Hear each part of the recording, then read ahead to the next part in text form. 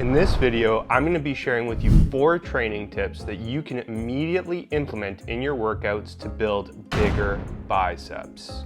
Do these muscles lie? The tips I'm about to share are simply what's worked well for me to blow up my biceps. So here's what I'm going to do. I'm going to share what each of the 4 tips are, why I think they've worked well for me, and how you can implement each of them into your own workouts to get bigger biceps. Let's get into it. Tip number 1 is to chase tension above everything else. Simply put, if you can feel tension directly on your biceps, then there's a pretty good chance that they're being exposed to mechanical tension. If you ever find yourself just going through the motions of whatever bicep exercise variation that you choose to do without feeling tension on your biceps, a change to your exercise setup or execution might be warranted. Here are a few changes that you could experiment with to try to find the tension sweet spot. Your rep speed or tempo, your exercise setup, like where you set your elbow position or if you decide to move more or less from the shoulder joint, the load and rep range you choose, and your exercise selection itself. Here's what I found works best for me. Moving with a slower eccentric tempo and a faster but still controlled concentric tempo. Maintaining a fairly strict movement pattern where I keep my elbows locked in place without any shoulder movement. When performing free weight or cable biceps curls, I set my elbows out in front of me instead of keeping them directly at my sides. I tend to rotate through a relatively wide rep range window, usually somewhere between 8 to 25 reps per set. And I pick the exercises that I have the best mind-muscle connection with and that I genuinely enjoy doing. The idea is to do whatever you need to do to chase tension. Feel a burn, Chris. Feel a burn. Tip number 2 is to choose to perform exercises that you have the strongest mind-muscle connection with. Here's an example. Standard dumbbell bicep curls feel okay for me, but I feel a far greater amount of tension when I perform exercises like incline dumbbell bicep curls or machine preacher curls. For that reason, I choose not to perform the standard dumbbell curls and perform the latter 2 exercises instead. I've also found that it might not be necessary to include a wide variety of different bicep isolation exercises. Think about it. The biceps' main function is to flex the elbow.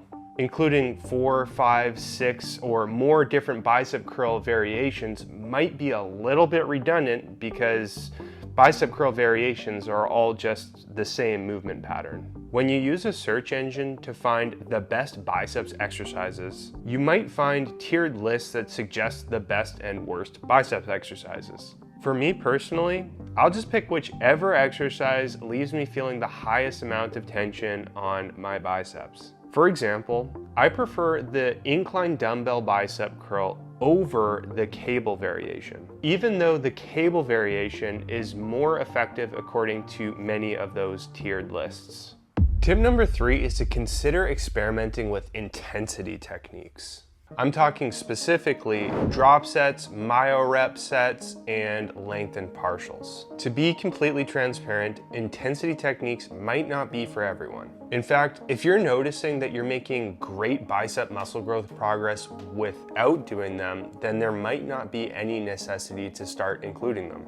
That all being said, I've been doing them since I was a teenager and I love them. Here's a quick rundown of what each intensity technique entails. Drop sets are when you immediately drop the load by 1 or more increments immediately after taking your main working set close to failure, and then do as many reps as possible. Myo reps are basically rest pause sets where you typically take short rests somewhere between 5 to 30 seconds between sets using the same load.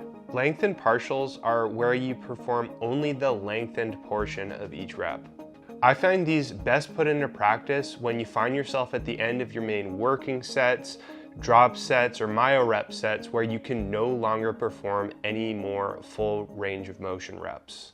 The fourth and final tip is to refrain from doing anything that causes or aggravates pain around your joints or connective tissue, specifically close to your elbows, forearms, or wrists. This is one that I definitely learned the hard way. Like you can imagine, if you develop an injury that impedes on your ability to perform your chosen variation of bicep curl, then your bicep muscle growth progress will probably be held back. If you start to feel like something around your joints is going against the grain, then it probably is a good idea that you consider changing something. Here are a few examples. If you find that doing heavy sets of 6 to 8 reps doing dumbbell bicep curls leaves you with elbow pain, I would consider trying something like decreasing the load and doing sets of somewhere between 15 to 20 reps instead. Or if you find that doing straight barbell curls leaves your wrists or forearms feeling strained, which is very common by the way, I would consider switching to using an easy bar or even just using dumbbells. Believe me, I know that pain sucks. But the good news is, if you change whatever it is that you're doing that's causing the pain quickly, then it won't be a big deal. The pain won't get worse and you can continue progressing. And that's it. By implementing those 4 training tips into your workouts, there's a pretty high probability that your bicep muscle growth is going to skyrocket. If you have any questions about any of those 4 tips, please go ahead and drop your question in the comment section. I'll do the best I can to answer. And here's a quick and super important question for you. Do you know what goes well with having big biceps? Honestly, I don't know. If you said having a big, well-developed, heroic-looking chest, then you are correct.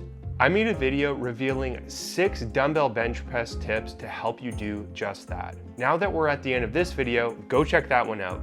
I'll see you there.